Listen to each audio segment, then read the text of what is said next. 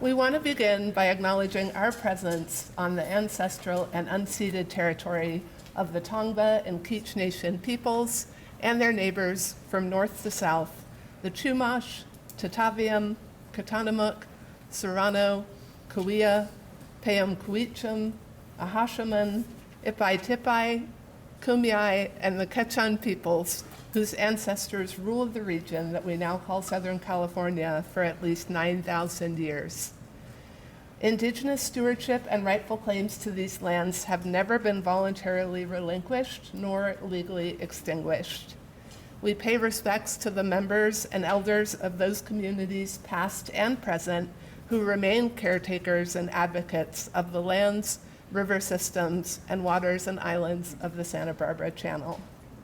For a more detailed land acknowledgement authored by the USC Van Hunett History Department, we invite you to visit their website, and we will put a link to that in the chat shortly. For those of you joining us online, we would love to know where you're watching from, so feel free to let us know in the chat. My name is Martha Stroud, and I'm the Associate Director of the USC Dornsife Center for Advanced Genocide Research. And on behalf of the Center and the Shoah Foundation, it's my pleasure to welcome all of you here today. To those of you in person, thank you for being here, and those of you joining us online. So I just have a couple of announcements about Zoom protocols and logistics for the people on Zoom.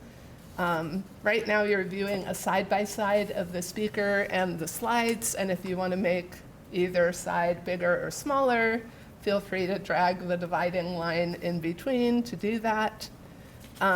We will have time for questions and discussion following the lecture, and we invite all your questions here in the room and also on Zoom by using the Q&A feature at the bottom of the Zoom window. And we're going to share the chat and the Q&A with Professor Grossmann following the lecture. So even if we can't get to your questions or your comments, she will see them after the fact. And we ask the people who are joining us online to keep their engagement respectful to each other and to the speaker.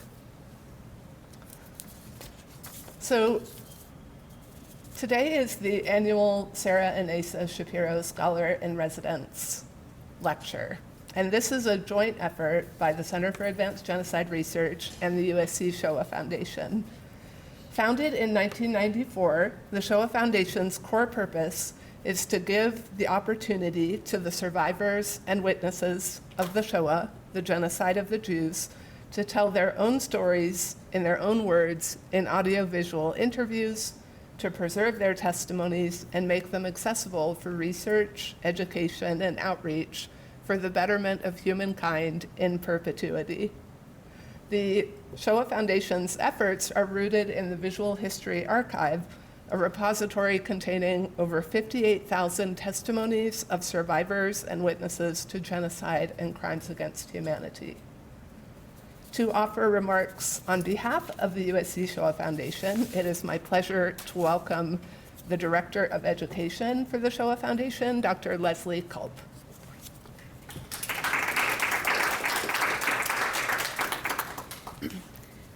Thank you, Martha.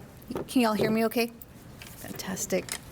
It is my privilege and great honor to welcome you to the annual lecture by the Shapiro Scholar in Residence. I would like to express my gratitude to our partners on this program, the wonderful team of the USC Dornsife Center for Advanced Genocide Research, particularly Dr. Wolf Gruner and Dr. Martha Stroud, who contribute to the continued success of the program. And it is even a greater privilege to introduce our distinguished guest, Professor Atina Grossmann, the 2024-2025 Sara and Asa Shapiro Scholar in Residence. This lectureship is made possible through the generosity of Mickey Shapiro, a longtime member of the USC Shoah Foundation's Executive Committee and Board of Counselors. Through the Sara and Asa Shapiro Annual Holocaust Testimony Scholar and Lecture Fund, named in honor of his parents, Mickey has created a living legacy, one that allows us to bring leading scholars into our community and deepen our collective understanding of the Holocaust. We are truly grateful for his vision and steadfast support. This event also serves as a reminder of why Holocaust scholarship is so essential. The Shoah is not a closed chapter in history. It is a subject of ongoing discovery, interpretation, and reflection. It is through rigorous, compassionate scholarship that we uncover overlooked experiences, confront silence, and preserve the complexity of memory. Especially as we move farther from the lived era of the Holocaust, research becomes a crucial act of remembrance. As Director of Education for USC Shoah Foundation, I note that such scholarship ensures that future generations do not inherit only the facts of history, but also its moral and human weight. It is in this way that Dr. Grossmann resonates deeply with the mission of the Shoah Foundation, which is dedicated to preserving Holocaust testimony in all its complexity, and to the interpretive responsibility of scholars, educators, and institutions in making those voices heard anew. In an era where misinformation spreads easily and historical distortion is alarmingly common, the role of scholars like Professor is more important than ever. They help us to see what we might otherwise miss. They remind us that Holocaust scholarship and education must not only preserve the past, but deepen it, expand it, and carry it forward with intellectual rigor and moral clarity. We are fortunate to learn from her. Martha?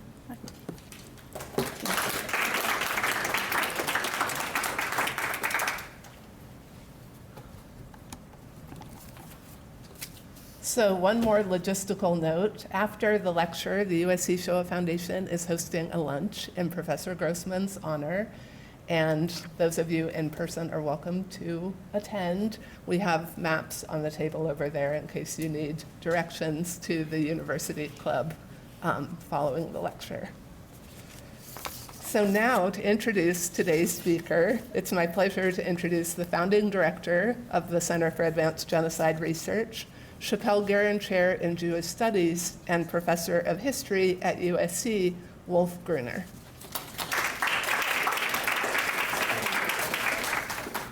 Thank you, Marta, as always, and thank you also, Autumn, for your help in preparing everything. I want to just briefly introduce the center here and then give a few words about the Shapiro Scholarship and then introduce Atina. So for those who don't know the Center for Advanced Genocide Research, we were founded in 2014, and we try to advance new areas of interdisciplinary research on genocide and mass violence. We promote research with the unique resources here at USC, which include the Visual History Archive of the Shoah Foundation and also the Holocaust and Genocide Studies collection here in this building at Doheny Library. With the work with these resources, we try to transform the ways how we understand the origins, dynamics, and consequences of mass violence, as well as, and this is important, the conditions and dimensions of resistance. We manage a rich academic program, including international conferences and also fellowship talks, as this one today. Now to the fellowship, which is the reason for this event today. As already mentioned, Mickey Shapiro endowed the Sara and Asa Shapiro Scholar in Residence Fellowship in honors of his parents who both survived the Holocaust. It intends to inspire prominent scholars through invitation to work with the resources we have, especially the Visual History Archive of the USC Shoah Foundation. So each year, this fellowship brings in one leading international scholar to spend time in residence at the center for consultation and conversation with our staff, other fellows, and even with graduate students and undergraduate students. So this fellowship is bestowed for a while, and Atina Grossmann, who is the fellowship holder this year, is the 9th Shapiro Scholar in residence at the center. So we want to thank again Mickey Shapiro for his ongoing support of this fellowship, which enables us to bring luminaries in the field of Holocaust studies to USC. And now I want to introduce Atina. And there's a lot to introduce, and so I need to make it brief now because we already introduced a lot here. She is professor of history in the Faculty of Humanities and Social Sciences at Cooper Union in New York City. She teaches courses in global history, modern Europe, fascism, National Socialism, the Holocaust, refugees, migration in a transnational context, and also gender and sexuality studies. Her scholarship over the last decades opened new ways of thinking about gender in German history, as well as about the experiences of Jews in post-war Germany, and more recently, the fate of Jewish refugees, especially in the Global South. She is the author of numerous works on these topics. I just want to highlight the very influential Reforming Sex, the German movement for birth control and abortion reform in 1995. And then Jews, Germans, and Allies, Close Encounters in Occupied Germany, Princeton University Press in 2007, which appeared in German several years later. This book was awarded two very important prizes, the George Mosse Prize of the American Historical Association and the Frankel Prize in Contemporary History from the Wiener Library in London. And I assigned this to my undergraduate students to read, just saying.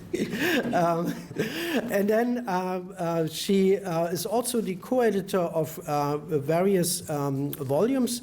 One of the most influential is a very early one from 1984, when biology became destiny, Women in Weimar and Nazi Germany, which really shaped or actually created a field of study. And so I think this is really important to highlight this. And one never knows what happens with the production of yourself, but this has a long legacy and will have an even longer lasting legacy.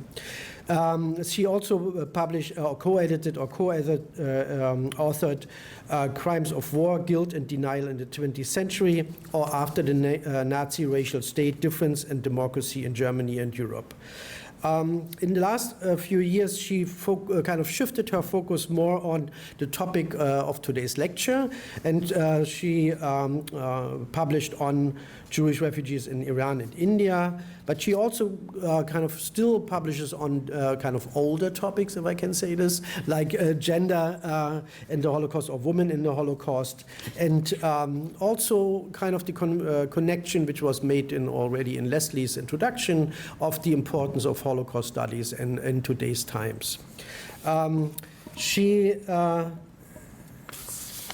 received several prizes for these fellowships, and from the National Endowment of the Humanities and so on, the Princeton Institute. I can't name them all, but you see that there is not only my personal recognition here, but there is an international kind of thankfulness for her work. And so I want to welcome Atina Grossmann. We have a long relationship, not just with me, the center, but also with other faculty here in the house. And so give her a warm welcome, Atina Grossmann.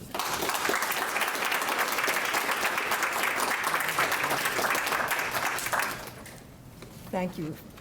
Thank you, Wolf. Yeah, when you mentioned the University Club, I have to say I'm really looking forward to the breadbasket which, after a week. Yes, well, I too, of course, have to thank many people and start with that. And I want to thank, of course, thank you, Leslie, for your introduction, and the USC Shoah Foundation for the support of this really wonderful, all too brief week. And thank you to the Center for Advanced Genocide Studies, and especially, of course, to Wolf and to Martha, who seems to make everything possible. And to the Shapiro family for their, such a generous support of this week with such wonderful hospitality. And, the Shapiro lecture, of course, honors the memory also of Sara Shapiro and, Sara's story, which I was lucky enough to read the transcript, sort of fits into my past world of research on women survivors and also on life in DP camps. And I also want to acknowledge that some of what I'm going to say today is based on what I had prepared and also what I learned at another really wonderful event at USC, namely the Archives in Transit Conference that took place last summer in June, right here, which was co-organized by many people, Sven Reichert and Simona Lessig from the German Historical Institute, Jennifer Rogers and others from the Shoah Foundation, and also the Wieder Library, various British universities. So, and there, I was thinking about this time in between, which sort of thinking about the experience and the afterlife of refuge for European Jewish refugees, particularly in my case, Central European refugees, in the Orient, quote unquote. And so what I'm hoping to do very quickly, and I do have a timer set, so I may suddenly say, oh, well, actually, I'm coming to the end, is Wolf had suggested that it might be useful to really talk about what this field of global transit, and we do think about it as a field, what that actually means, where we've been, where we are, where we are going. So I want to try to do that in the first part of this talk, and then say as much as there's time left about my own project, about particularly German Jewish refugees in Iran and India. This is research that a few of you know all too well, and some of you perhaps not so much, or at all. So, I want to begin actually with two quotes, and maybe they will tell us something about what they can and importantly also cannot tell us about these new approaches to global transit in the global South. They both come from men who grew up in Berlin, though of different ages. And so the first one is from a letter that is entitled Bericht, report, which was typed actually, on December 1st, 1936, in Teheran, by a refugee from Nazi Germany. And he is writing on that special kind of paper that can be reproduced on a typewriter at least 5 times, so it's going out to a far-flung audience of friends and family. And he writes, you, my reader, reading what I'm describing, might easily come to the wrong conclusion, as if I was sitting here in the middle of the Orient and everything was totally different than bei uns, with us. For the most part, as you will see from this and future descriptions, this is quite correct. Zu einem großen Teil, recht großen Teil zutreffen, but not as much as you might think. There is much that is familiar. And on the other hand, this in a VHA oral history interview done with Helmut Stern, originally Sonnenfeld, he also from Berlin, he makes a very heartfelt comment about his family's transit sojourn in Shanghai and also in Berlin, that he says, wir hatten niemals dort nur keine Minute lang den Gedanken haben können, dort zu bleiben. We didn't even for a minute have the idea that we might ever stay in that place. So what can these two quotes tell us? So I'm hoping to interrogate this extended in-between time, which is of varying duration, but for me, from 1935 to 1947, spent in places very different from the homes that Jews had fled. And this is perhaps the tricky part, in the broader context of the changing conditions in the places that they inhabited for varied periods of time, and then in the new homes they eventually built for themselves, where in turn the transit years had varied afterlives in the stories they passed on, the objects which adorned their homes, their friendships and business networks, their occupations, and indeed their particular ways of processing, after their Orient experience, the European Jewish catastrophe, often obscured by overarching terms such as refugee, survivor, exile, émigré. Until recently, this research agenda focused primarily on the refugees themselves and the ways in which they understood their presence as refugees from National Socialist prosecution and as Europeans thrust into a colonial or quasi-colonial universe in the global South, broadly defined. Their interactions with their environment, both local populations and the many authorities and officials who determined their trajectories, documented them, and shaped their possibilities for refuge in the first place. So this is the world from which these refugees are coming, 1938. The world changes rather dramatically. If you just, I'm not going to spend too much time on this map, but you'll notice, for example, that Persia becomes Iran. There are several other changes in the making. This is just, you can take a picture of this if you want, but this is just to give you a very inelegant idea of not only are the sources extraordinarily rich, but by now the bibliography is really expanding. I'm sort of going backwards here from 2023. There's new stuff coming out all the time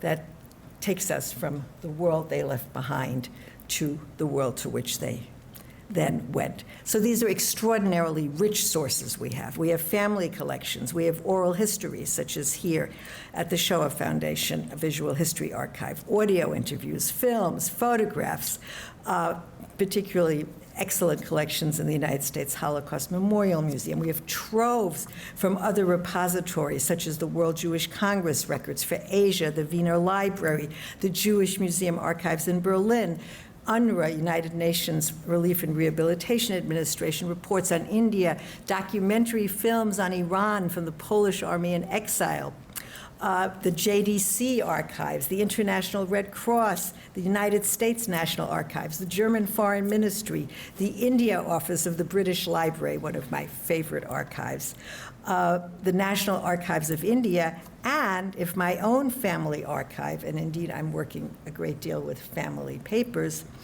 my own family archive of still uncounted numbers of letters, telegrams, postcards, something like maybe 2,000 altogether, to and from Tehran, various internment camps in British India and in Bombay, and circulating virtually around all corners of the globe, are any indication there is a dauntingly extensive set of letters and memorabilia still gathering dust in the proverbial basements and attics of refugees' children, grandchildren, even great-grandchildren. Plus, of course, increasingly we see scholars using the harder to access and preserve local archives and newspapers from places as far-flung as Sosua to Suriname, Beirut, Ceylon, which are only now becoming accessible to scholars. We have this ever-expanding body of newer comparative work, as I said, publications that have been highlighted in the German Historical Institute's Global Transit Project, which just hosted a quite remarkable workshop in Bombay or Mumbai, depending on who you're talking to.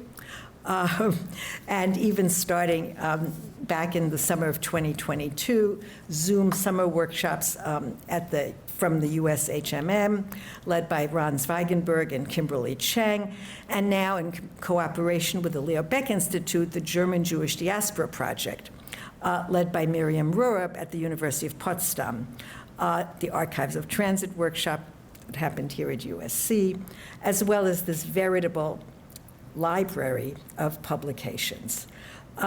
These textual sources can be read with the stories told by the photographs and the artifacts.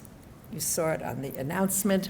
You'll see it later again, the images, that the following generations often still live with. The rugs, the dresses, the fabrics, the miniatures, the ivory elephants, an internment camp mug, magazine scraps, shoes, books, maps, fragments of Spanish, Farsi, Hindi, and daily vocabulary. How, we might ask, did refugees, and this being the world from which they came, there's a great deal to say about these photos, but I've said this before, but this is one of those, by now, classic family photos of the last meal together in a bourgeois Berlin apartment, and also of a farewell between a son and a mother. So we want to, I mean, I'm interested in asking, how did refugees use their acquired cosmopolitan language and cultural experience knowledge, for example, in their post-war life, in work and community?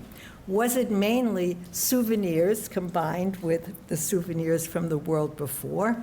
On shelves behind glass, how did that vary by gender, age, location? How did that knowledge change over time and place?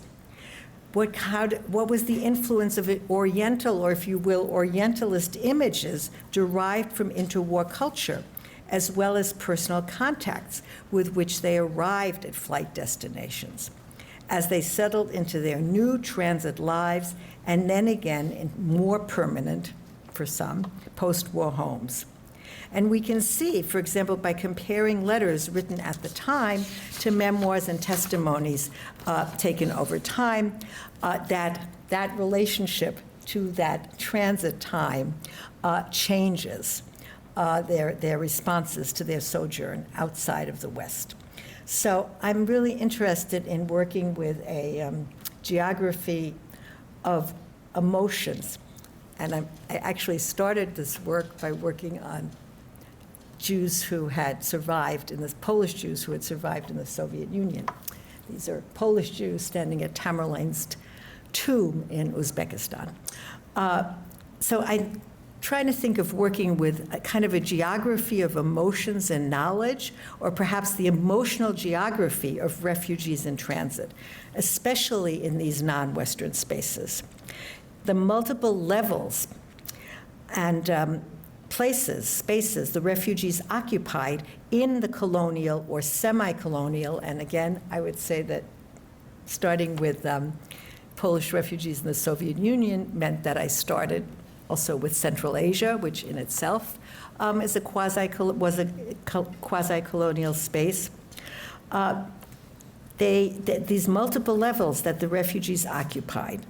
So first, their day-to-day activity of living and working in a mostly, but not, as the first comment insisted, entirely alien environment with a wide spectrum of interactions. Secondly, this fraught encounter with their Europeanness and their white skin privilege, and often multicultural and multinational societies, whether, again, from India, Iran, my focus, Latin America, the Caribbean, the African continent, with their own complex and unfamiliar racialized hierarchies that were nevertheless part of a European, and since I'm working with German Jews at the moment, certainly Weimar, cultural imaginary. what the historian Leo Spitzer has called in his pioneering hybrid history, excuse me, and family memoir, Hotel Bolivia, the quote, invisible baggage the refugees carried, excuse me, regardless of whether their lifts with the furniture and garments of the world they had left behind actually arrived or not. And three, this is another key focus for me, the continued connection to that world they had fled, not only in their anxious imagination, but also in an erratic but absolutely continuous stream of news in letters, telegrams, news reports from family and friends, from the press, from Allied servicemen serving, for example, in Iran or India, and also from the radio. So letters in my own family archive, written by and to my parents and a wide scattered circle of friends, colleagues, and family, provide one, almost two, rich source. And it's really, I think, important to understand that these communications are multidirectional. They circulate from and to Tehran, British internment camps in South Asia, Bombay, Palestine, Shanghai, Buenos Aires, South Africa, London, New York, Connecticut, California, the French Foreign Legion, and until 1941, and then again after 1945, back and forth to Berlin and Frankfurt. So there is a huge corpus of material to work with.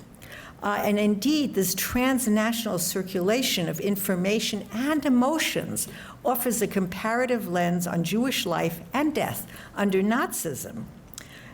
In unfamiliar but permanent new homes, for example, including Palestine, itself in many ways part of, but not really acknowledged as such, and, quote, Oriental Global South, and in global transit within either what people thought of as the Orient, or indeed the broader global South, including, of course, Latin America. Areas striving toward independence and decolonization, but also enmeshed in global politics and war. So these private and institutional archives of transit catalog the refugee time in between.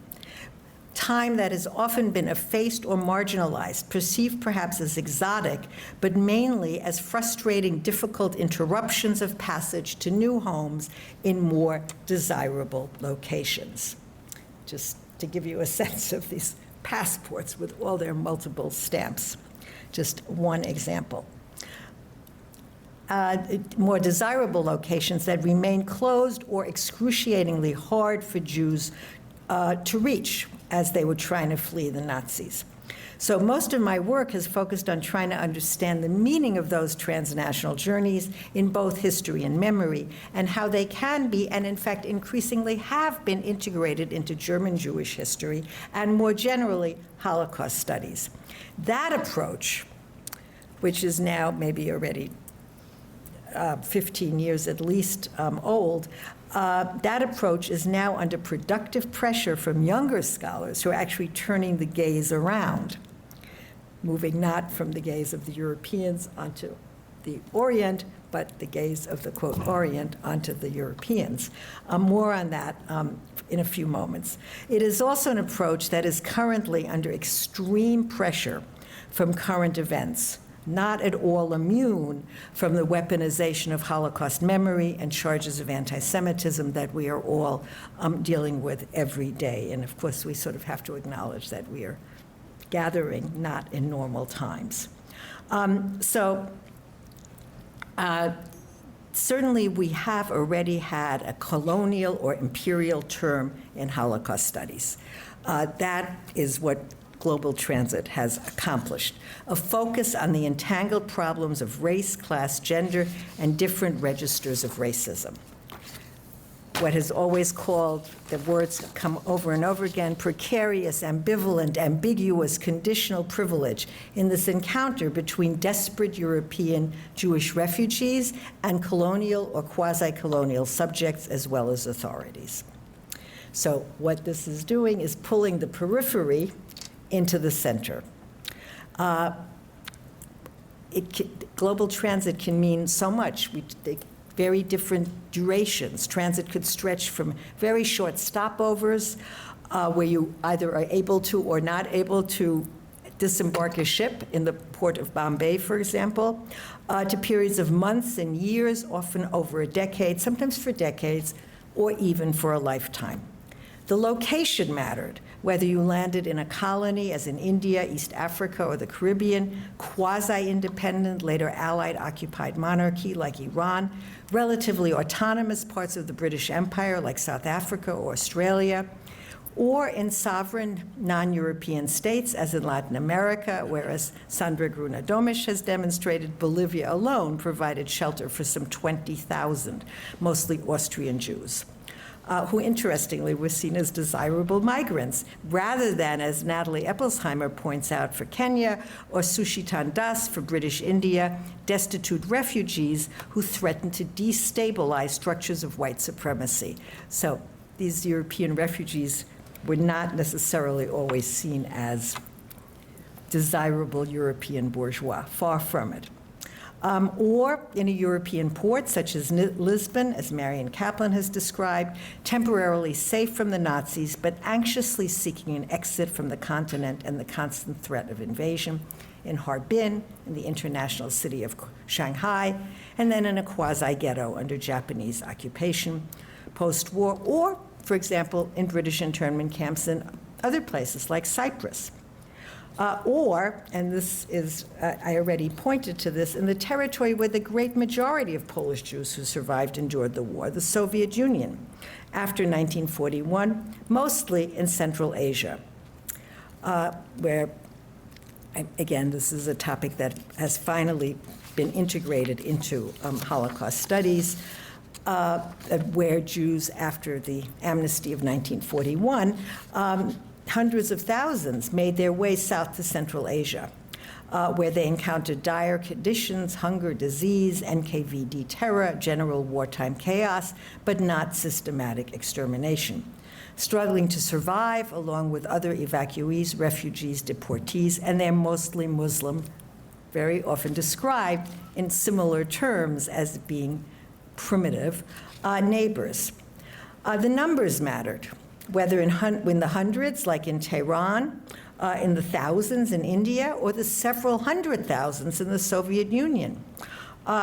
We now have material on places where there were just small groups of refugees, and yet it is incredibly interesting work, whether it's articles on the Belgian Congo, on South Africa, on Mauritius, on the Dutch Caribbean. And I think it's worth thinking about this contrast in numbers, up to 500,000 in the Soviet Union with perhaps 300,000 survivors versus tens of thousands at most scattered through the rest of the global South.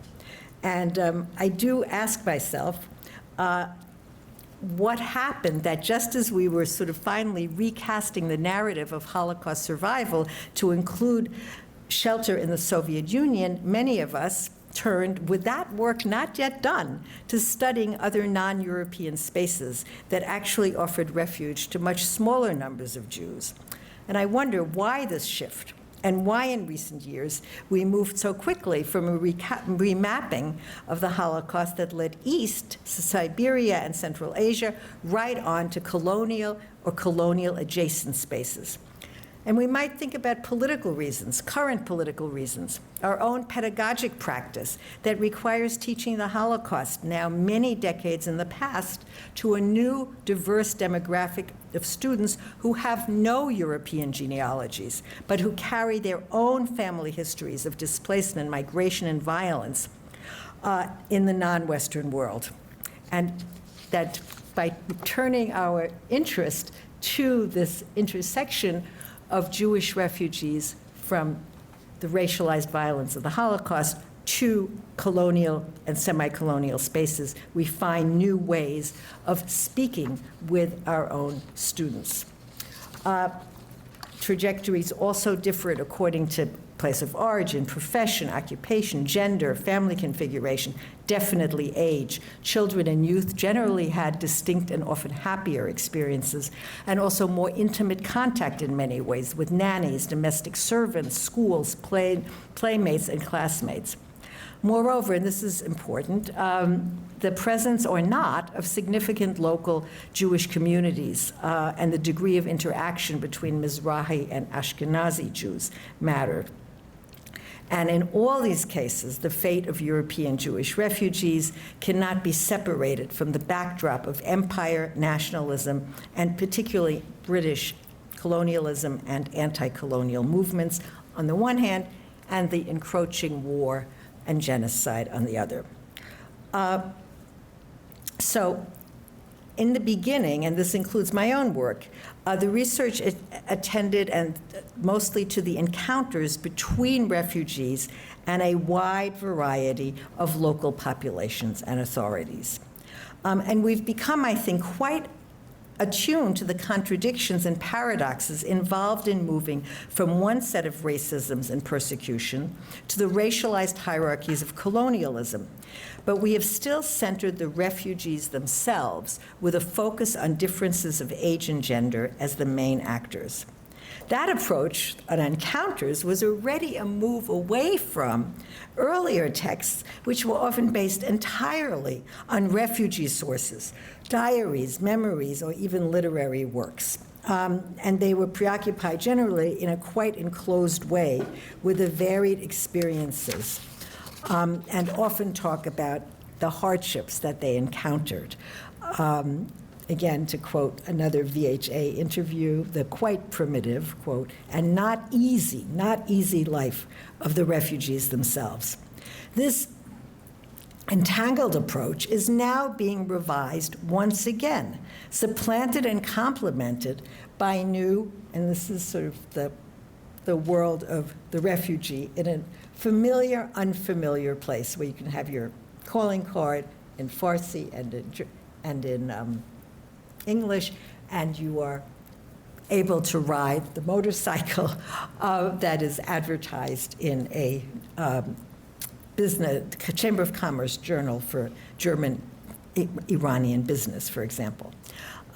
It is now being challenged by new, different, and a challenging stage of global transit studies, exemplified, for example, in the agendas of current GHI workshops, German Historical Institute. There was just one in Bombay, which was not entirely focused on Jews or even strictly speaking on refugees. An upcoming one in Beirut on catastrophes, past and present, and another one that happened also in February at Cambridge in the UK, which talked about, which was actually called, notably not called Holocaust Refugees, but rather African and South Asian Histories of the Holocaust. It seems to flip the script and shift the gaze, signaling another turn, post-colonial in its approach. So the encounter framework is giving way, and we have to work this out, to a more intersectional model where connectivities and cross-cutting relationships are analyzed, where scholars fluent in the language and histories of the regions to which the refugees came are able to draw unexpected links for scholars like myself. And constantly new places are being added and discovered. If you look at the programs of conferences, Ethiopia, Nigeria, the Congo, Haiti. And the focus even can extend beyond Nazism and the Holocaust to analyses of prior connections. There was a paper in Cambridge on Exodus narratives in Dalit discourse, for example. And broader analyses of anti-Semitism, Nazism, racism, and colonialism, and their complex intersections. Or, for example, internment camps for enemy aliens in the British Empire feature as a more general aspect of imperial organization in wartime, and not only as another much resented temporary refugee destination. In other words, the theoretical, chronological, and spatial borders are expanding beyond even the decolonization of Holocaust studies that many of us have been engaged with now for years. to something newer that looks at structures and experiences of colonialism, post-colonialism, in a much broader context in which the refugees from Nazism are one, but only one important piece of entangled histories. We can even think about multidirectional refugees from empire who then come to work and study, for example, in Europe, or maybe even refugees to empire. And this highlights some of our questions about how to situate the specific story of Jewish refugees in a much larger universe of migration, violence, persecution, and coexistence.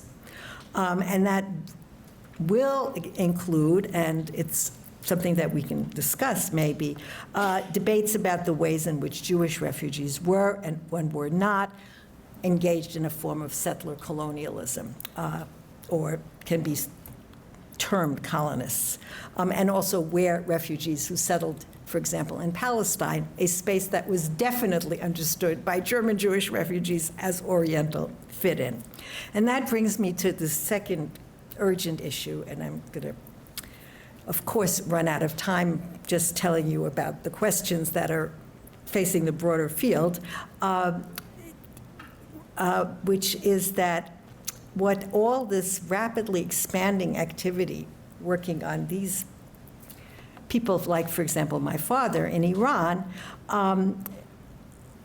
the workshops, the publications, the funding, the conference has in common is this hilariously obvious omission.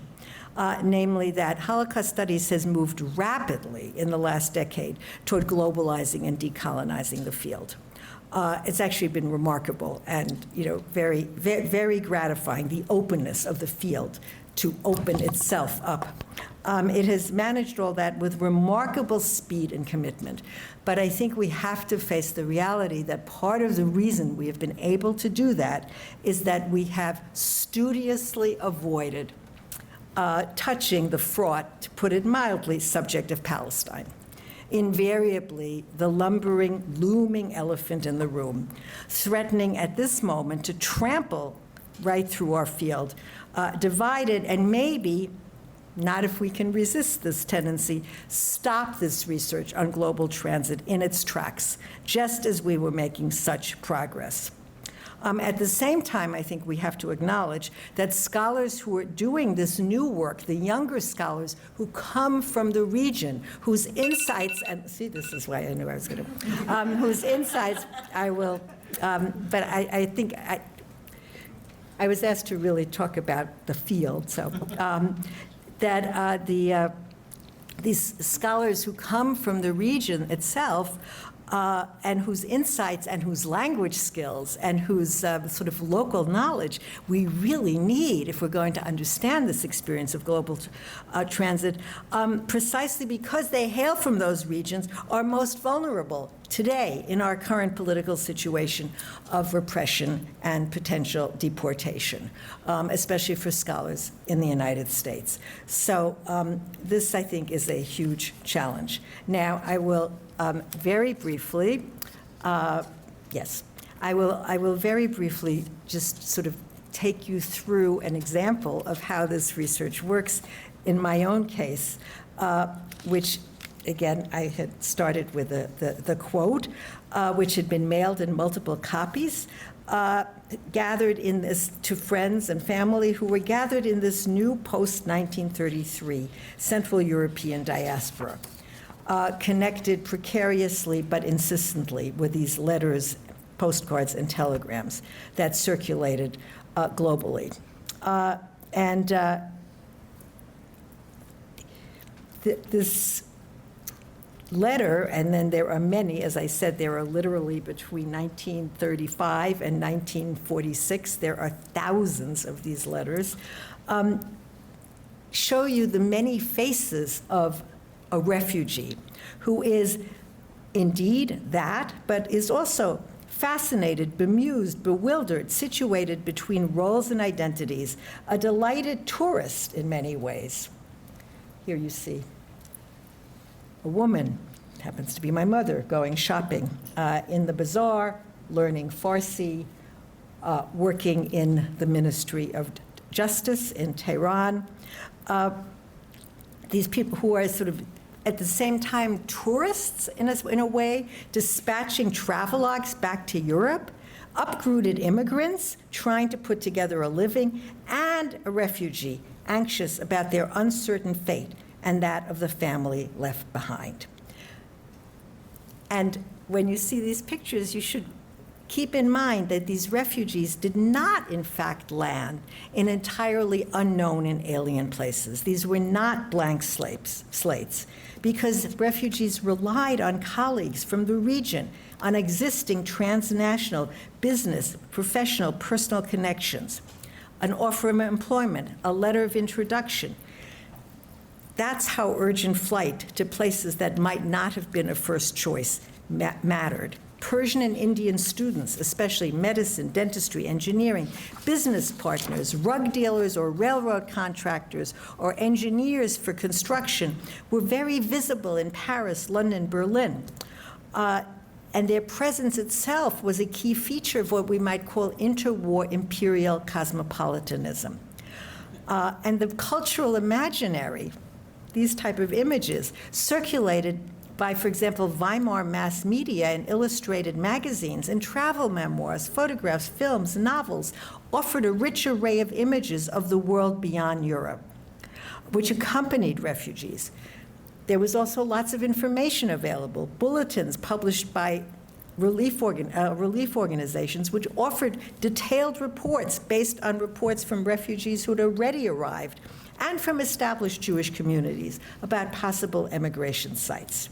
And these pre-existing links are omnipresent once we start to look in the traditions of German and German Jewish Orientalist scholarship, in the touristic gaze of the feuilleton, the columns of the press, and in the urban streetscape, the Hindustan Cafe in Berlin, Persian students publishing radical anti-Shah newsletters, even the radical Sheikh Mosque in Berlin-Charlottenburg, which was led by Hugo Marcus, a Jewish convert, where one could go to hear lectures by Magnus Hirschfeld, the sexologist.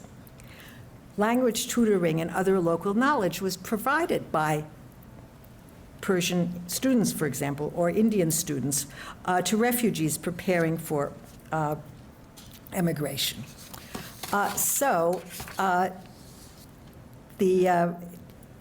These refugees were, in many ways, they were travelers, immigrants, and this in and of itself, here you see some of them with a camera, right, sitting on a veranda with a car, ready to go out on an excursion.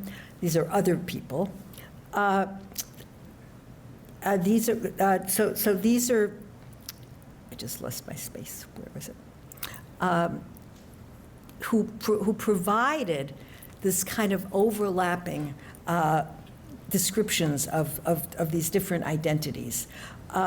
Many of them wrote their reports, their letters, they really were kind of feuilletons, in a self-ironizing style of a Weimar roving reporter, penning, literally hundreds of very densely, sometimes really hard to read, descriptions of Iran in the 1930s or India in the 1940s, describing the rapid modernization taking place under Reza Shah Pahlavi, or the anti-colonial struggles in India.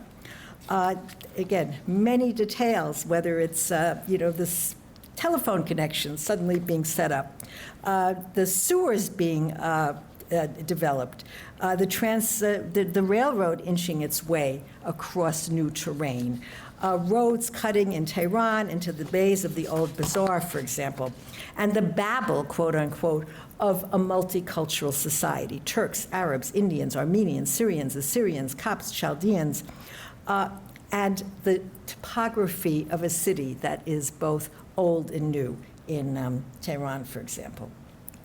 There are observations about gender, about the ways in which, for example, in Iran, the banning of the veil affects the lives of women who actually end up being more restricted in their presence on the street than they were before a secularizing reform. And what's also interesting is that many of these reports make reference to European models, trying to sort of orient themselves in this new environment by saying, oh, the mountains around Tehran, they are like the Alps. Or noting that, for example, Farsi was like Hebrew, because one really needed to know the language in order to read the script. We see these images of festivals, parties, cabarets, swimming in the Caspian, skiing in the mountains, and, of course, riding the motorcycle with a sidecar through the desert, sort of unraveling the mysteries of a city that becomes even harder to decipher after the nationalist reforms of the Shah, where he decrees that all signs that are not in Farsi language have to be taken down. So if you arrived after 1936 as a European, you did not know the language, you actually were in trouble. So these are these are clearly, clearly images of racialized colonial privilege, right? They're surrounded by the bearers, servants, recalling these kind of alpine vacations. So you see this ambivalent in-between position where you partake of privilege and adventure, but you are not quite part of a colonial or occupier elite, and, very importantly, always shadowed by the emerging catastrophe. Displaced, uprooted, anxiously uncertain about their future, worried about those left behind. Strikingly, at a time, for example, in 1940-41, when Iran was plagued by food shortages and high inflation, European Jews were nonetheless sending packages of beans, sugar, lard from Tehran to Jew houses in Berlin. That was still possible because Iran was neutral until the occupation of 1942. So I would suggest, and I just would ask you just for a moment to sort of consider these two different letters. One is called, a trip from the Orient of old to Iran. So from from Iran to Persia, and it tells the story of driving out in a chauffeur-driven car from the modernized city of Tehran into the countryside, and also to legendary places, for example, like Isfahan. And on the other side, there is a letter dated 30th September 1940, which comes from family left trapped in Berlin, which, among other things, sends thanks for the food packages that have come from Tehran. So what I would want to argue to you today is that we find in these and sort of these multiple accounts by refugee Jews something that is much more complicated and multi-layered than what we're thinking about also as a complicit European colonizing gaze. I think that certainly people like myself have been productively pressured by younger historians, Kimberly Chang, Pragya Kaul, Ryan Sun, many others, who have language and cultural fluency that Europeanists lack, who are thinking in terms of, can we talk about refugee colonists? But this is, I think, a really complicated question that perhaps we can discuss more. Or this newer trend also to see Jews as one group among many that are subject to internment and categorization as aliens. So it means that not only are we moving beyond sort of unearthing these letters, diaries, memoirs, photos, to look at these encounters with each other, with authorities, and with themselves highly varied local populations, but also to foreground the local conditions, turn the gaze around, not only retrieve the complex view by refugees of their exotic world, whether it's for Kenya or Congo or the Caribbean, but to look from the refuge space itself. This is, I think, an approach that is indispensable But I would argue that the position of a Weimar cosmopolitan entering another not entirely unfamiliar cosmopolitan space in, for example, Teheran or Bombay, who also sees through a lens of photojournalism and the feuilleton, already has some knowledge of the local language, has been working, for example, with students who themselves are also connected to the international communist movement, that is a context that really differs from that of what we think of as a settler colonialist. And it might be helpful here, as I run out of time, to think about Michael Rothberg's notion of the implicated subject, suggesting that refugees in their ambiguous in-betweenness, as I describe it, quote, occupy positions aligned with power and privilege without being themselves direct agents of harm. They contribute to inhabit, inherit, or benefit from regimes of domination, but do not originate or control such regimes, as they are ultimately fleeing murderous persecution, far from what had once been home, not knowing what present or future held for them. And so to sort of wrap this up now, because I do want to have some conversation, I think that there are so many aspects that we want to consider. This, for example, is the story that is a relatively brief story, that of the Polish refugees from the Soviet Union who come to Iran, and then the famous Tehran children who go from Tehran, having been in Central Asia, to Palestine. That's probably the best known part of the refugee story for Iran, but the other part is the one of people who stay longer.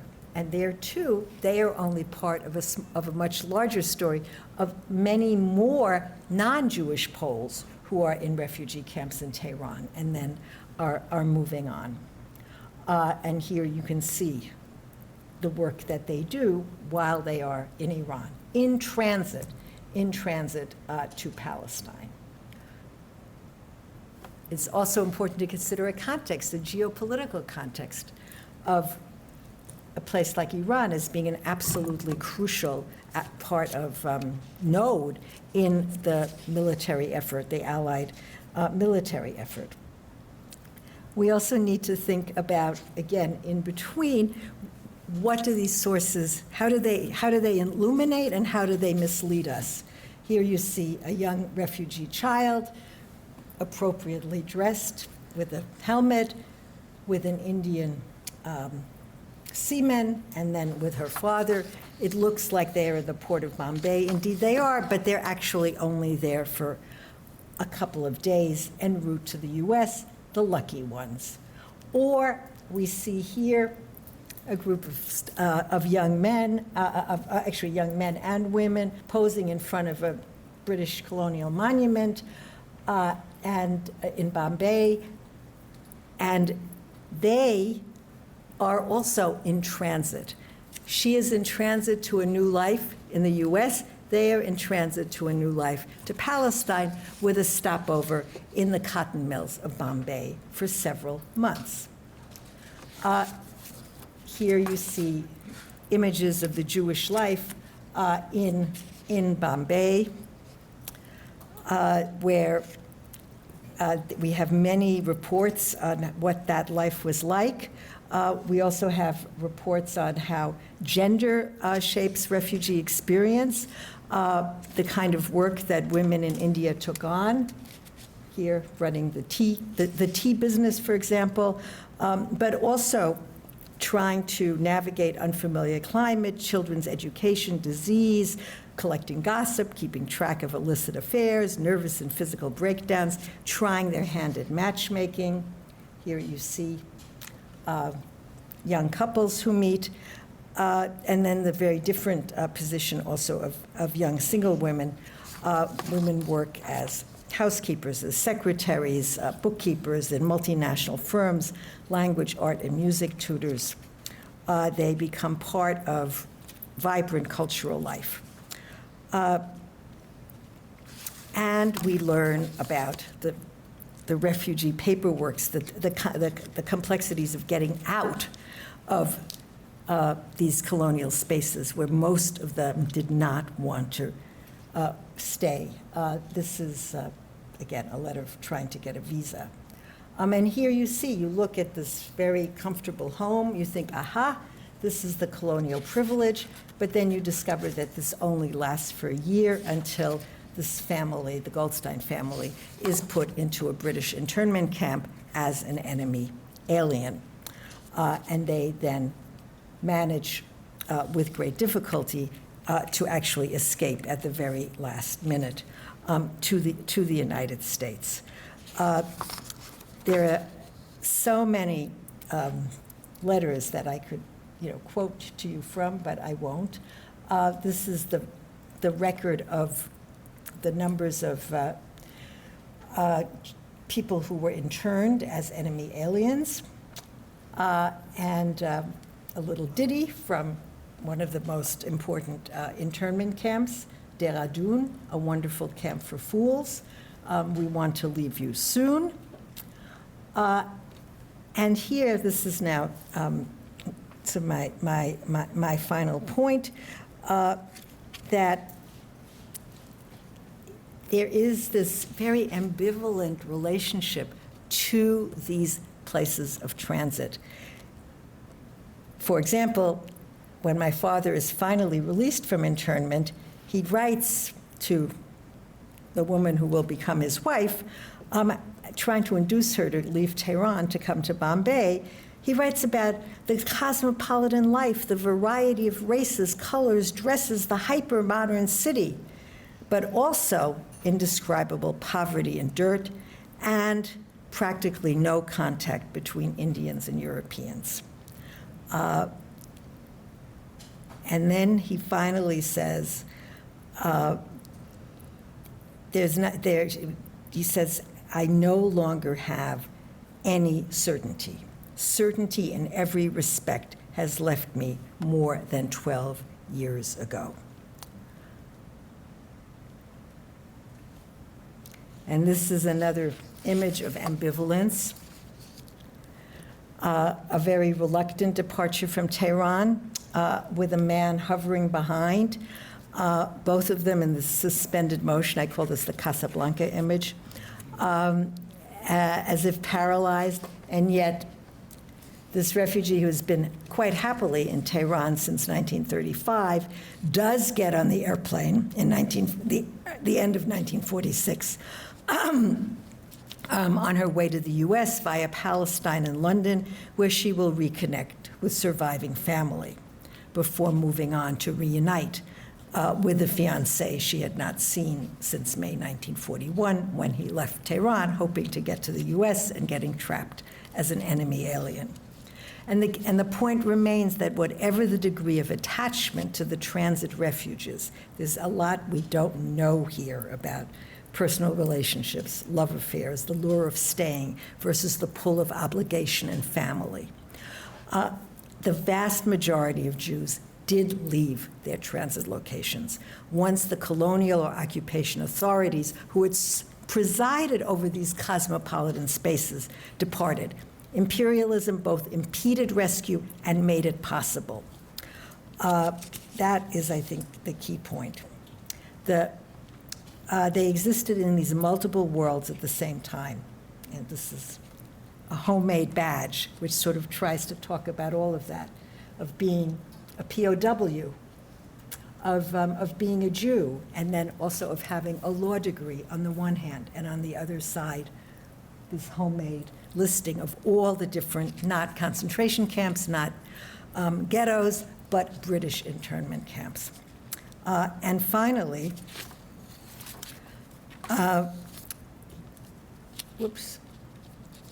we have the artifacts that came with in those journeys back to the West, out from the Orient, and two important pieces of artifact that survived. On the one hand, just a small siddur that had been taken from Berlin, and a Quran that made their way through the internment camps, through Bombay, in this case through Tehran, all the way to the Upper West Side of Manhattan.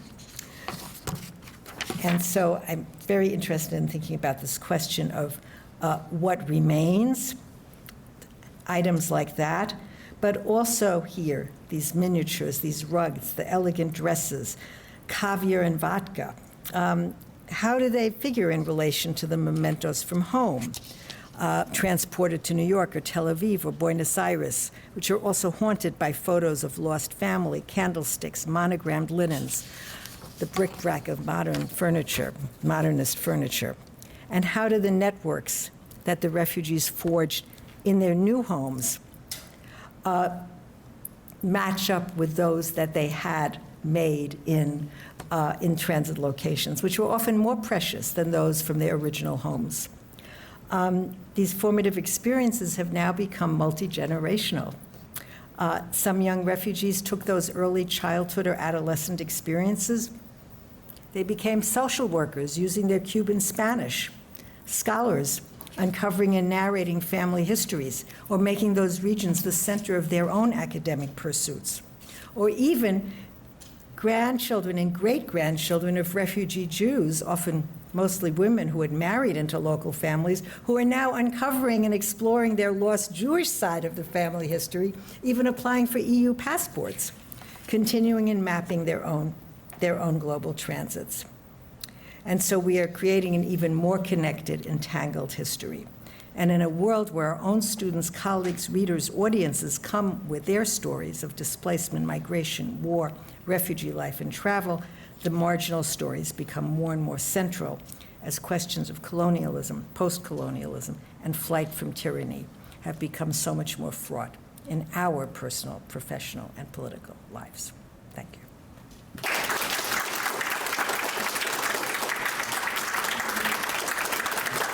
So as usual, I didn't manage it quite.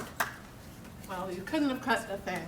It was No, well, riveting. there's a lot I cut. Thank you so much. So now we do have some time for questions. So Atina, if you'll call on people in the room, and please keep your voices up for the people who are watching on Zoom. And those of you on right. Zoom, you can ask using the Q&A feature, and we'll spend, I think, about 15, 20 minutes for questions.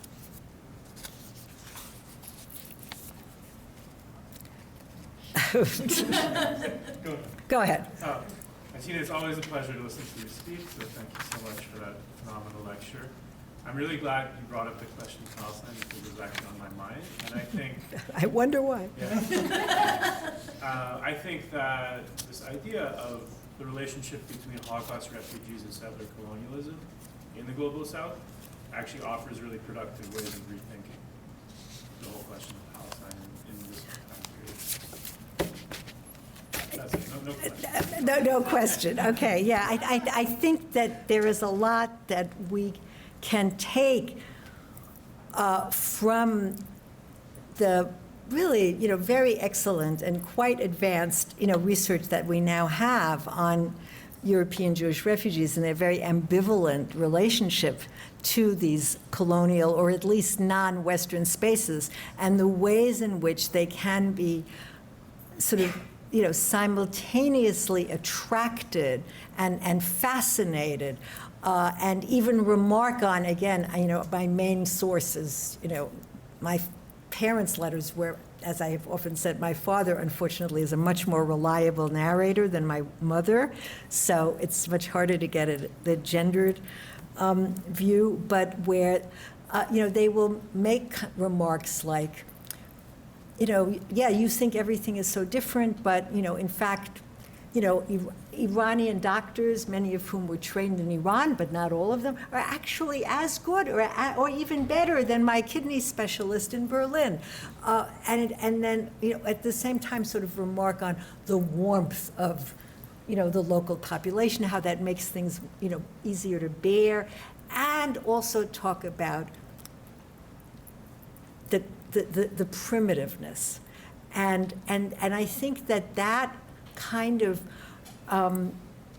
both, desire to be outside of Europe in a place where one felt, even in internment, one was still sort of relatively safe, although not happy, combined with, these, deeply embedded racialized attitudes, to think about how that carries over into the ways in which Ashkenazi Jews and European Jews approached Palestine. Of course, there's such a literature on, particularly Yekas, of course, in Palestine. I think that that's one place that we can start. I also think that the big difference, right? The big difference is that, as I said, the great majority of these refugees, whether they were in Suriname or whether they were in, again, I know the cases of Iran and India the best, they left, not necessarily with the same alacrity as almost all of the refugees, got out of Shanghai as quickly as possible. But this was not the place where they wanted to raise their children. They wanted to get to the West sooner or later. The one thing that they did not want, very clearly, was repatriation to Germany. And I have lots of evidence of people saying, if the choice is repatriation to Germany, which was a real danger because that was the official policy of the Allies, was repatriation, then I stay in Bombay or, wherever. And that, of course, was different, although not necessarily for, German Jews. There were certainly significant numbers who did leave Palestine, or Israel later. But that is different. And so, the whole question of settling has a different valence. And a political project. And a political project. So it is different. It's very different. And yet on this kind of level of emotion and feeling like, what am I doing here? It's so primitive. Everybody's getting sick. I don't like the climate. I don't like the food. I don't feel comfortable. Even in a nascent, Jewish state, is not so different. But I think there's a lot to say. Paul. Okay, well, first of all, thank you. Really fascinating talking to you're right that several of us in the audience have heard versions of this in the past, but as we discussed before, it's always evolving and kind of reaching new levels of both depth in terms of the research and kind of conceptualization. So really not at all boring to hear this again, because it's not the same, it's not again, it's new. It was supposed to be about the field. So I guess I was kind of thinking about, you've introduced so many levels of nuance in terms of, going from encounters to kind of decentering and right, and the transitory versus longer stays and this kind of these implicated subjects, which I think is a really powerful lens for looking at these people. But they're also, they're not just. There are levels of nuance between different Jews too, as you just started to hint at, right, and also between even different German Jews. And so I'm just kind of curious about whether you see that playing out in the kind of interactions and relationships your research subjects have in these different settings, and whether they're kind of this sort of internalized hierarchy within Jewish groups is still playing itself out in here. And then the other question, really I think in your work from the beginning, kind of the personal and the personal's been intertwined with the intellectual projects that you've embarked on in all kinds of ways.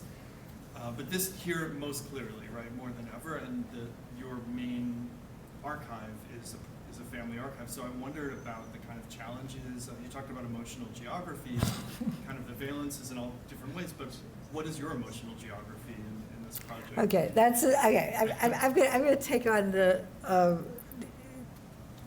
question about the differences, because absolutely, but one thing that's that has to be said immediately is that in some ways, in terms of the European class hierarchies, in some ways, as we know from studies of colonialism in general, right? Those hierarchies sometimes get flattened out so that you have this very curious situation, for example, where this, this Harold Jensen, whose testimony I was just hearing and noting the differences between, what he had said about how working in the textile mills in Bombay had really helped him in his business life later.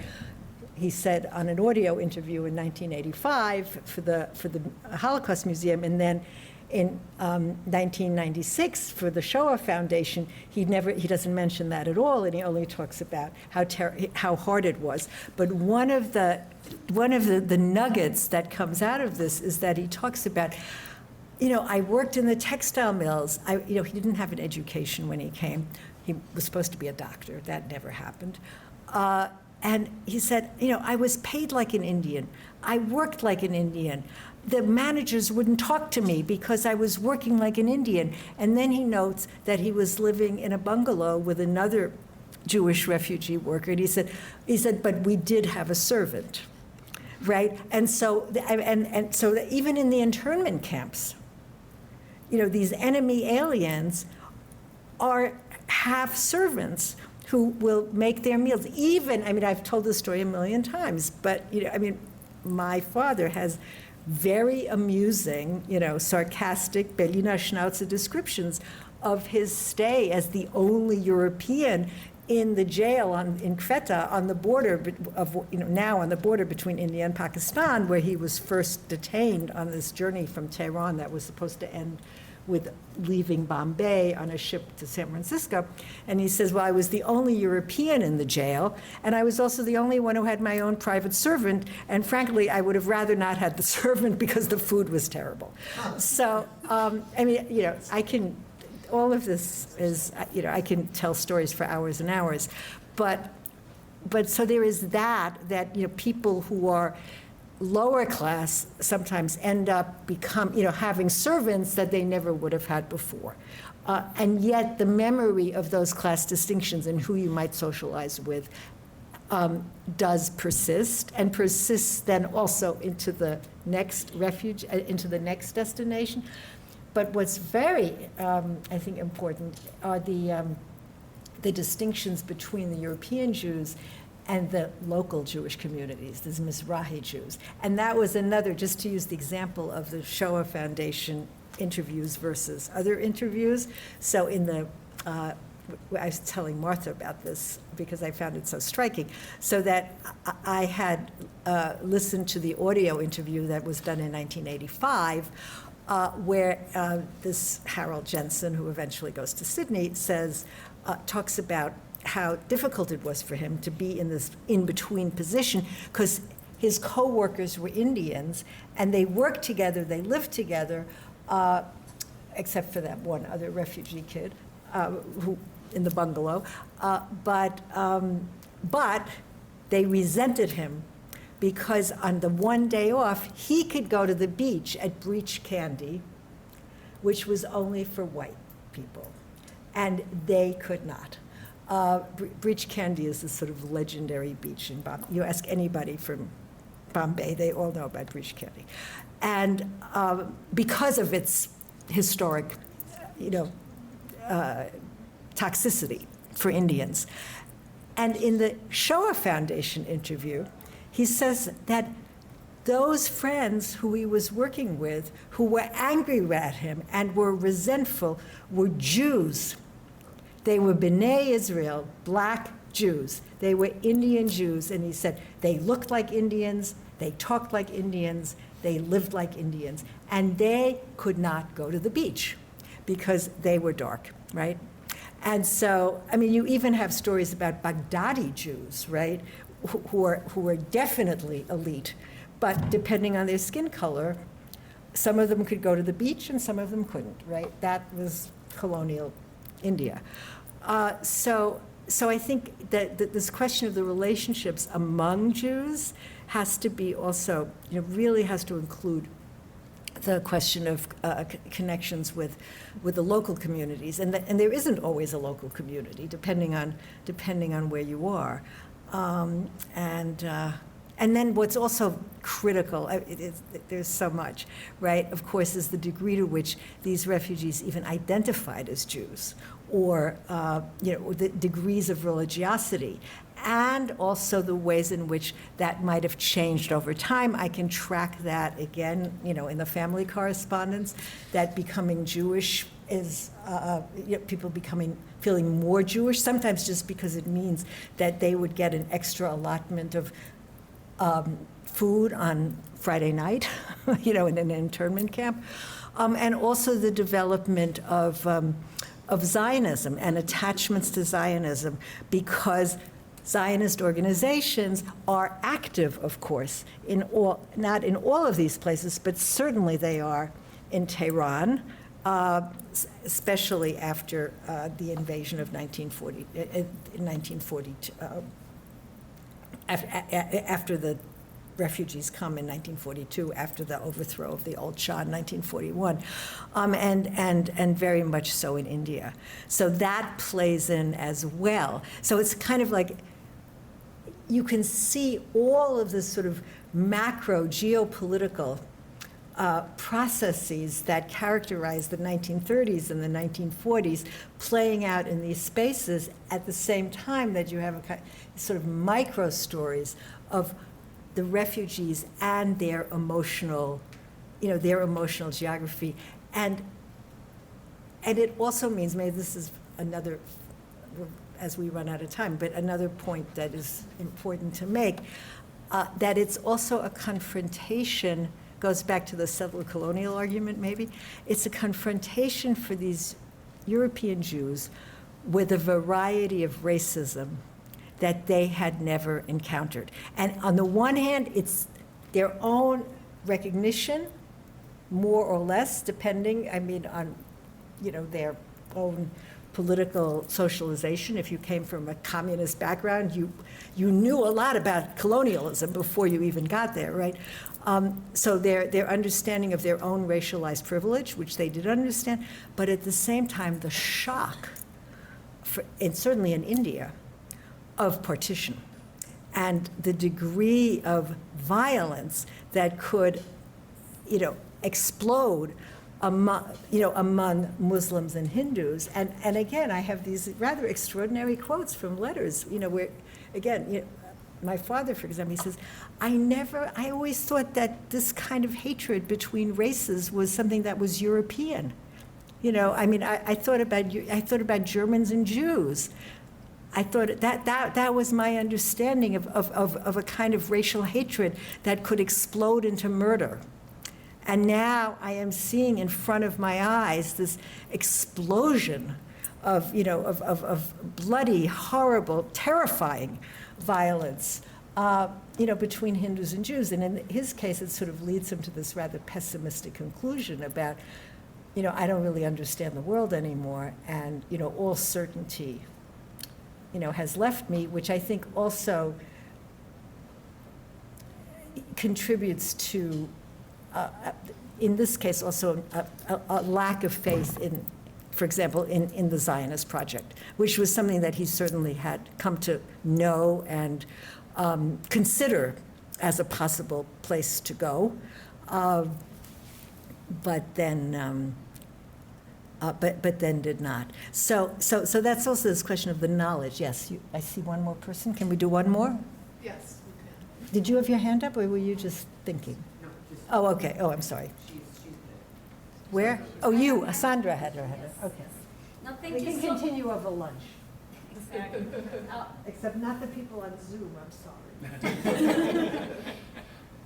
And thank you, Atina, very much for bringing this kind of a scope also of larger scope of migration and refugees. Yeah. Because as you just put the example, and you already mentioned a little bit of my question as well.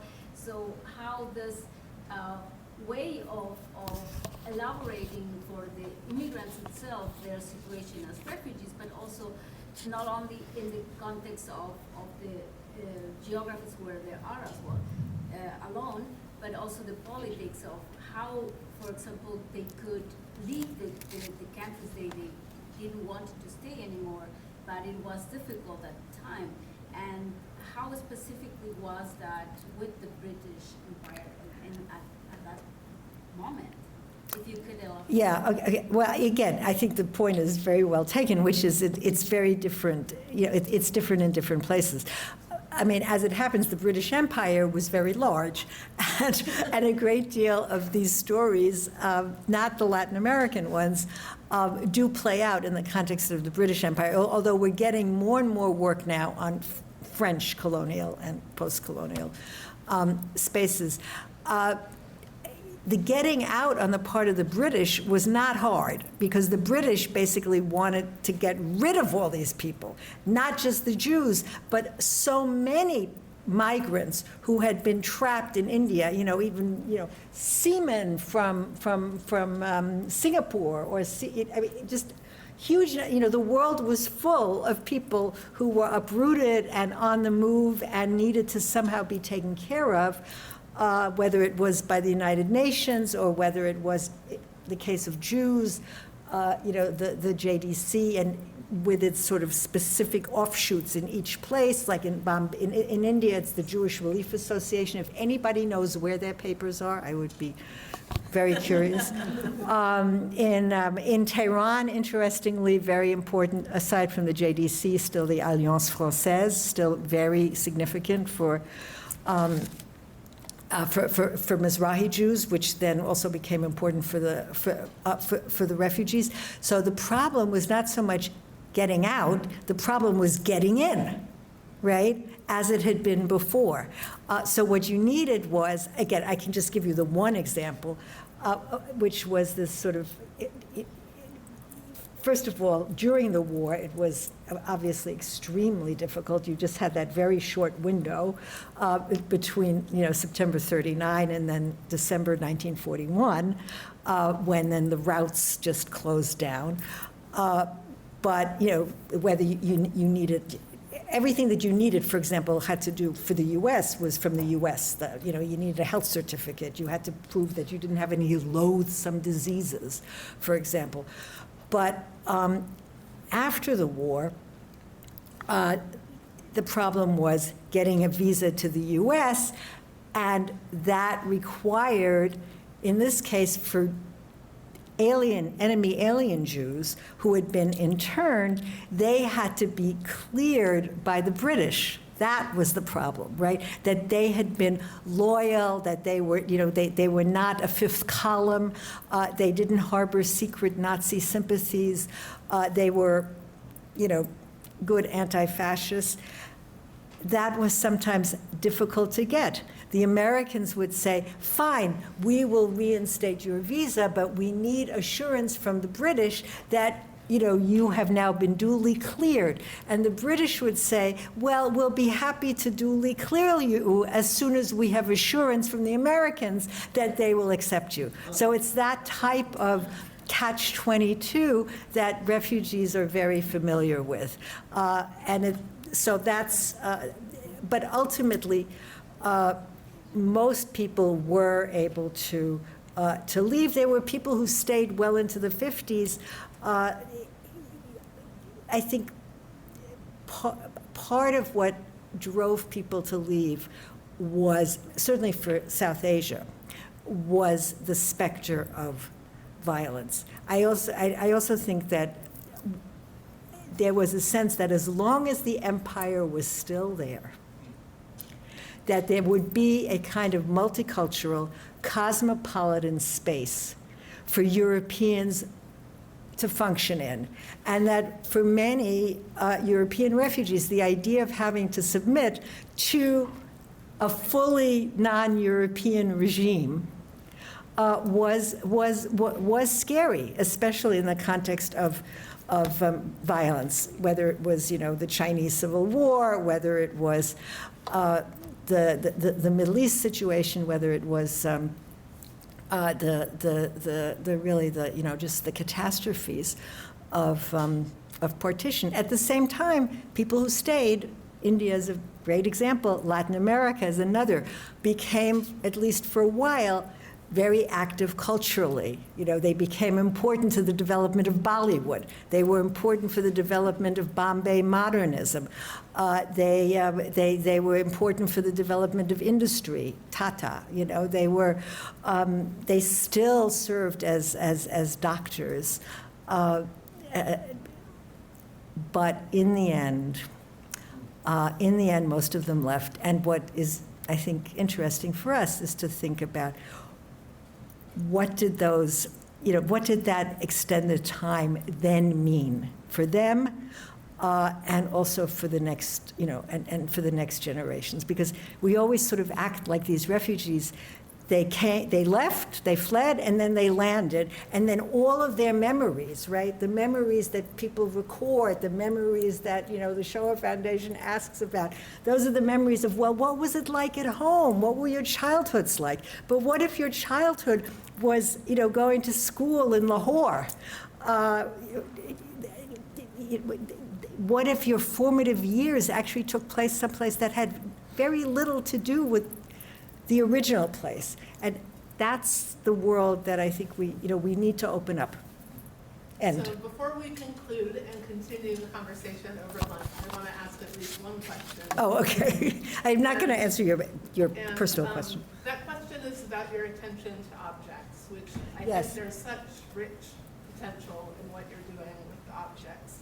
And they're asking, in your analysis of the VHA testimonies, did you find objects on display, like behind interviewees? Do they share them in the segment when they're sharing artifacts at the ends of the interviews?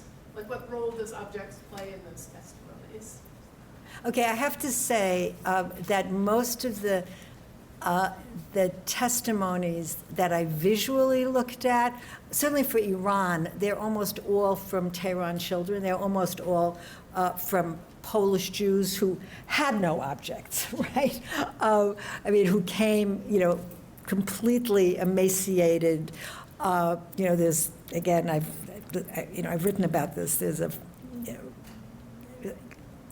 remarkable quote from the American Red Cross representative who was sent from Cairo to Tehran as these refugees from the Soviet Union arrive, and he said, this is the worst Holocaust I've ever seen, with, a small lowercase h.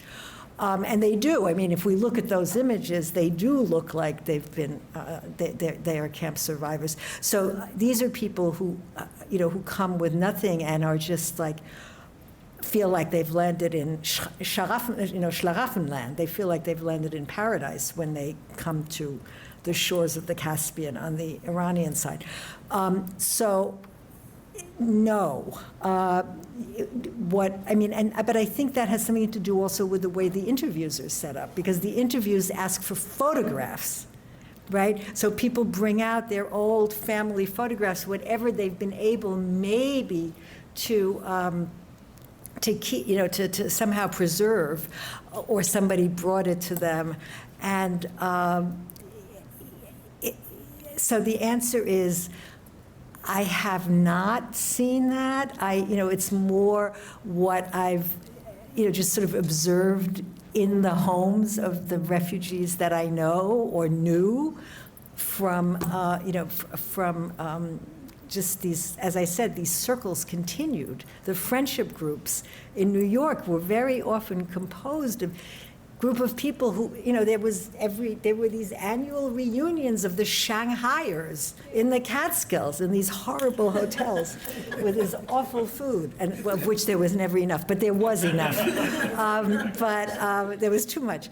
But also just, they would get together, these European Jews, these German Jews, they would get together every year on Nowruz and drink vodka and eat caviar and celebrate, this interdenominational Iranian holiday, the same way they would celebrate, well, not the same way, but Rosh Hashanah. So I am fascinated by these objects. I'm also fascinated by the difference, for example, between carrying the prayer book and carrying the Quran. I once had a graduate student say to me, well, that's strange, why wouldn't they have brought like an Iranian Siddur rather than a Quran, of which there certainly were. I mean, it was a very different kind of service. I have lots of descriptions of that too. But that was an important memento. But there's also this kind of difference between these beautiful objects and then the cup, right? And the cup is the cup that he had in the internment camp. I mean, you had servants serve you tea, but it was still a kind of miserable cup, and you were still you were still surrounded by barbed wire, and imprisoned and trapped, in this awful way, which was you were trapped by your allies, right? So that's another story. So I think there's a lot. I think there's a lot to be gleaned by looking at these objects, by finding what is still in people's attics and basements, and I can tell you there is still so much. And of course, there is a hierarchy, between those people who came with nothing, who maybe were lucky to have a few photographs and some kind of paper that could identify themselves, or a DP card, and people who were able to travel with lifts. But here I'm interested in what the lift to New York had rather than what the lift to Tehran had, for example. And the Siddur, okay, I'll just end with the Siddur because the Siddur is interesting because the first time I discovered it, I saw that it had a stamp. It had 2 stamps. And I thought, this is so odd, right? Like, and I kind of thought the Germans had done it. Oh, sorry. I thought that this was something that the Germans had done as on the exit, on the way out. And then I realized that no, it said, I actually have another slide that shows this. It said passed by censor, May 20th, 1941, Quetta, British India. So that was the only object that he was able to take with him. After they had made sure, I'm talking about my father in this case, after the British had first investigated to make sure that these strange Hebrew letters were not some kind of code, because they were terribly worried about Germans coming in as the 5th column, because they knew that they were about to invade Iran. Of course, he didn't know. It was bad timing. But, and then they said, okay, this is a religious item, we'll let you keep it. And that's all they let him keep. So he had gone with this huge convoy of rugs and, beautiful, all these beautiful things, but en gros, as a way of starting a new life. And that was all confiscated. And of course, his precious, you saw it in the photograph, that was not my father, but the Leica binoculars and camera. It was like this, it was kind of a family joke growing up because he had a pair of binoculars. And then he said, yeah, these are the lousy binoculars that the British gave me when they finally released me. They kept the Leica, but they gave me one of their own. So, yeah, what remains, what you can keep, what gets lost, what you never were able to take with you, that's all, says a lot. Well, please join me in thanking.